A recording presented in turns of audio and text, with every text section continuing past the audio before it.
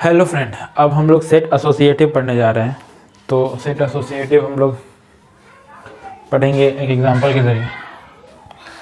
मान लिया हमारा मेन मेमोरी साइज़ 64 बाइट है, कैश साइज़ 32 बाइट है, और ब्लॉक या लाइन, आप लोग जानते हैं ब्लॉक मेन मेमोरी के पार्ट को कहते हैं और लाइन कैश के पार्ट को कहते हैं। दोनों का साइज़ बिल्कुल सेम होता है। तो ब्लॉक या लाइन का साइज़ आपको है साइज़ ब्लॉक या लाइन का साइज़ आपको मान लीजिए 4 बाइट है, ठीक है। और यहाँ पर हमारा नया चीज़ आएगा सेट। तो सेट का जो साइज़ है मान लीजिए 2 लाइन है। यहाँ पर इसका क्या मतलब होता है, सेट का क्या साइज़, सेट का साइज़ यहाँ 2 लाइन है का ये मतलब है कि एक सेट में 2 लाइन होंगे। मतलब कैश में हम लाइंस को सेट में डिवाइड कर देंगे, नहीं कैश को पहले हम सेट में डिवाइड करेंगे और उसके अंदर बहुत सारे लाइंस हो सकते हैं। तो यहाँ जो है एक सेट में 2 लाइंस है, एक सेट 2 लाइन को कंटेन करता है। इसको हम लोग ऐसे भी कह सकते हैं कि जो हमारा कैश है वो 2 वे सेट एसोसिएटिव है, 2 वे सेट एसोसिएटिव है। 2 वे सेट एसोसिएटिव का यही सेम मतलब होता है कि एक सेट में 2 लाइन है, ठीक है। इतना समझ गए आप। अब हमको मुझे कुछ चंद चीज़ें बताएं, जैसे नंबर ऑफ ब्लॉक कितना होगा। नंबर ऑफ ब्लॉक्स क्या होता है आपको पता है। मेन मेमोरी को हम जो डिवाइड करते हैं तो उसके हर एक पार्ट को ब्लॉक कहते हैं। तो यहाँ मेन मेमोरी का साइज़ कितना है 64 बाइट, और हमको ब्लॉक निकालने के लिए यहाँ पे क्या करना होगा, जो फुल साइज़ है उसमें से ब्लॉक का साइज़ अगर हम डिवाइड करें तो हमारा नंबर ऑफ ब्लॉक निकल जाएगा। तो नंबर ऑफ ब्लॉक निकालने के लिए हमको पता है मेन मेमोरी साइज़ बाय अगर हम ब्लॉक साइज़ करें तो हमारा निकल जाएगा। तो कितना है 64/4, मतलब हम लोगों का 16 ब्लॉक्स होगा मेन मेमोरी में, ठीक है। इसी तरह अगर हम नंबर ऑफ लाइंस निकालें, नंबर ऑफ लाइंस क्या होता है, कैश को हम पार्ट में डिवाइड करते हैं तो उसके हर पार्ट को हम लोग लाइन कहते हैं, और लाइन और ब्लॉक का जो साइज़ होता है वो सेम होता है ना। तो बस कैश में सेम चीज़ जो आ जाता है उसको लाइन कहने लगते हैं। ब्लॉक कहते हैं मेन मेमोरी में और लाइन कहते हैं कैश में। ये सारी चीज़ें आप लोगों को पता है। तो नंबर ऑफ लाइन निकालने के लिए हमको पता है सेम चीज़ हम करेंगे। कैश का जो टोटल साइज़ है कैश साइज़, उसमें हम लोग ब्लॉक साइज़ या लाइन साइज़ या ब्लॉक साइज़ को डिवाइड कर देंगे। तो कैश साइज़ टोटल कितना है 32 और लाइन साइज़ हमारा 4, तो कितना निकलेगा 8 लाइंस। मतलब हमारे कैश में 8 लाइंस है और हमारे मेन मेमोरी में 16 ब्लॉक है, ठीक है। अब अगर हम नंबर ऑफ सेट निकालें, नंबर ऑफ सेट्स, तो यहाँ इस केस में नंबर ऑफ सेट्स कितना होगा, तो मतलब समझ रहे हैं हमारे पास एक ऐसा कैश है जिसमें 1 2 3 4 5 6 7 हमारे पास, एक्सक्यूज में 8 हमारे पास टोटल नंबर ऑफ लाइंस है ना। नंबर ऑफ लाइंस कितना है 8, जैसे 0 1 2 3 4 5 6 7, 0 से 7 मतलब 8 हमारे पास नंबर ऑफ लाइंस है। और हर एक सेट में 2 लाइन है, मतलब 1 2, तो इस पूरे सेट में 2 लाइन है। ये सेट है हमारा, इसमें 2 लाइन है। फिर एक और सेट है, इसमें हमारा 2 लाइन है। फिर एक और सेट है, इसमें हमारा 2 लाइन है ना। तो ये एक सेट है हमारा, इसमें 2 लाइन है। ये एक सेट है हमारा 2 लाइन है। ये एक सेट है हमारा 2 लाइन, मतलब ये set number 0, set number 1, set number 2, set number 3, मतलब 4 सेट है यहाँ पे। तो सेट निकालने का तरीका आप लोग समझ गए होंगे कि जो नंबर ऑफ लाइन जो हमारे पास लाइन है, नंबर ऑफ लाइन को अगर हम सेट के साइज से डिवाइड करते हैं। हमारा सेट का अभी साइज कितना है, 2 लाइन, तो सेट साइज है ना, तो नंबर ऑफ लाइन कितना है 8, सेट साइज कितना है 2, तो हमारे पास 4 सेट होंगे, 4 सेट्स होंगे, है ना। टोटल हमारे पास कितने सेट्स होंगे, 4 सेट्स होंगे इस केस में। तो जो हमारा जो मेन मेमोरी होगा,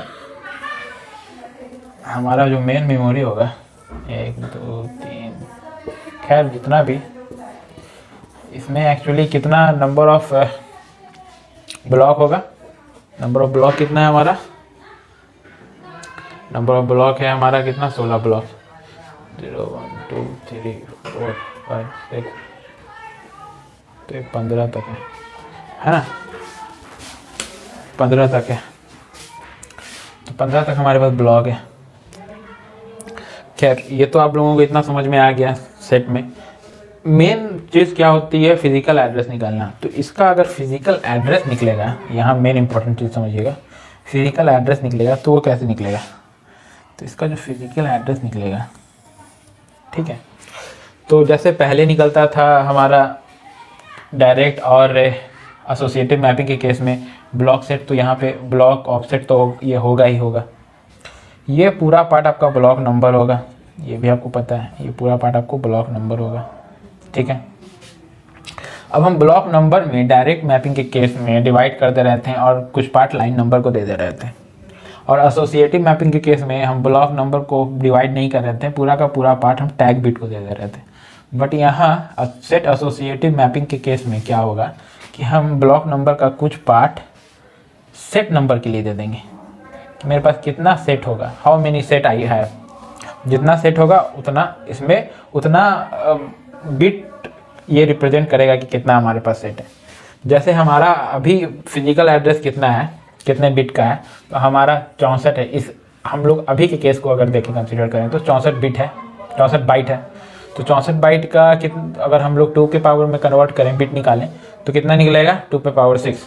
तो टोटल हमारा 6 बिट का फिजिकल एड्रेस है, ठीक है, टोटल हमारा 6 बिट का फिजिकल एड्रेस है।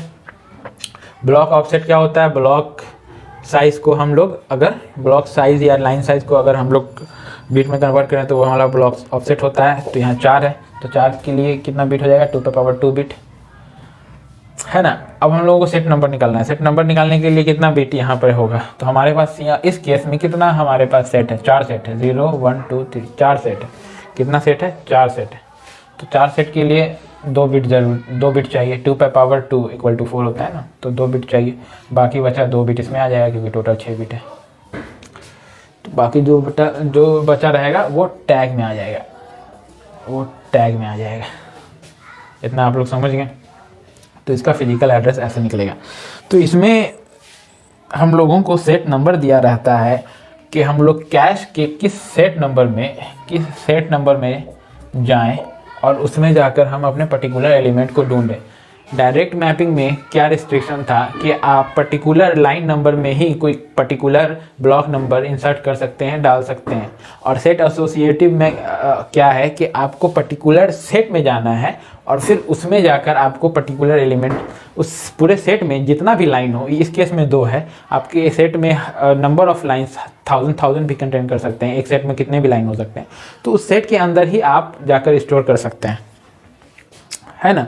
जबकि एसोसिएटिव मैपिंग में क्या था कि आप पूरा, उसमें कोई सेट और कोई लाइंस का कॉन्सेप्ट नहीं था, आप पूरा का पूरा कैश आप फ्री हैं कोई भी ब्लॉक आपको इंसर्ट करने के लिए। बट उसमें प्रॉब्लम क्या हो जा रही थी कि हमको नंबर ऑफ कंपैरेटर ज़्यादा लेना पड़ रहा था। क्यों? क्योंकि हम लोगों को सर्च करना, किसी एलिमेंट को फाइंड करना बहुत मुश्किल हो जा रहा था। अगर मेरे को ढूंढना पड़े तो पूरा कैश में ढूंढना पड़ेगा, जो कि बहुत मुश्किल है। डायरेक्ट मैपिंग में मुझे पता है कि हाँ इसी में है, क्योंकि उसमें रिस्ट्रिक्शन है कि सब में सारा एलिमेंट नहीं हो सकता। कुछ जो मतलब उसका रूल है कि इस लाइन नंबर में ये एलिमेंट ही रहेगा। बट इसमें क्या है एसोसिएटिव मैपिंग में कि पूरा में रहेगा, तो उसमें ज़्यादा हो जा रहा था, ढूंढना बहुत ज़्यादा हेवी हो जा रहा था। तो इसलिए हम लोग जितने लाइंस होते थे कैश में उतने कंपैरेटर लेते थे। तो कंपैरेटर का कॉस्ट इतना हाई चला जा रहा था, जो कि बहुत बड़ा डिसएडवांटेज था। सेट एसोसिएटिव मैपिंग में क्या हो रहा है कि हमको पता है कि एक सेट में जितना भी लाइन कंटेन करे, हमको उतना में ही जाना है और उतना में ही ढूंढना है, हमको उससे बाहर जाने की ज़रूरत नहीं है। तो जैसे इस केस में अगर हम लोग इस केस की स्टडी करें तो एक सेट में सिर्फ 2 लाइन्स है, तो हमको इसमें कितनी कंपैरेटर की ज़रूरत होगी? सिर्फ 2 कंपैरेटर की ज़रूरत होगी पूरे कैश के लिए, क्योंकि हमको पहले ही हमारे फिजिकल एड्रेस से पता चल जा रहा है, ये बिट हमको बता देगा पर्टिकुलर कि हमको किस सेट में जाना है, और उस सेट में जितना भी लाइन हो बस सबके लिए अलग अलग कंपैरेटर चाहिए होगा। तो समझ रहे हैं? मतलब ये है कि अगर हमको पता चल जाए कि हमको किस सेट में जाना है, जो कि हमको पता चल जाएगा अपने फिजिकल एड्रेस से, क्योंकि इसमें सेट नंबर है, हमको पता चल गया हमको सेट नंबर जाना है 1 में, मतलब अब हमको इतना दूर में ही अपने एलिमेंट को ढूंढना है, जो भी एलिमेंट हमको ढूंढना है। तो इसमें जितना लाइन होगा, जैसे यहाँ 2 लाइन है सिर्फ, तो हमको सिर्फ 2 कंपैरेटर की ज़रूरत होगी और 2 कंपैरेटर से हमारा काम बन जाएगा। मतलब समझ गए? मतलब बस आप मोटा मोटी ये समझिए कि इसका मतलब ये है, अगर मैं लिखूँ यहाँ तो यहाँ विजिबल है, खैर हम लोग यहाँ लिखते हैं। अगर मैं लिखूँ यहाँ तो कि सेट एसोसिएटिव मैपिंग में जितना सेट का साइज होता है, मतलब जितना सेट का साइज होता है, जितना वो वे एसोसिएटिव होता है, उतना ही हमको कंपैरेटर लेना पड़ता है। मतलब मैं अगर लिखूं कि मान लीजिए हमारा के सेट एसोसिएटिव है, हमारा कैश सेट एसोसिएटिव है, के सेट एसोसिएटिव है, तो के से सेट एसोसिएटिव का क्या मतलब है कि हर एक सेट में के नंबर ऑफ लाइन होगा। के आप कोई न्यूमेरिक वैल्यू सोच लीजिए ना, तो हमारे हर सेट में कितना लाइन होगा? के लाइन्स होगा, के लाइन्स होगा। और कंपैरेटर कितना ज़रूरत पड़ेगा? के नंबर ऑफ कंपैरेटर ज़रूरत पड़ेगा, के नंबर ऑफ कंपैरेटर। मतलब समझ गए? अगर हम लोगों के पास अगर हमारा 50 सेट एसोसिएटिव है, मतलब 50 एक सेट में 50 लाइन होंगे, और कंपैरेटर कितना ज़रूरत पड़ेगा? सिर्फ 50। अगर हमारा 10 सेट एसोसिएटिव है तो हम लोगों को कि एक सेट में कितना लाइन होगा?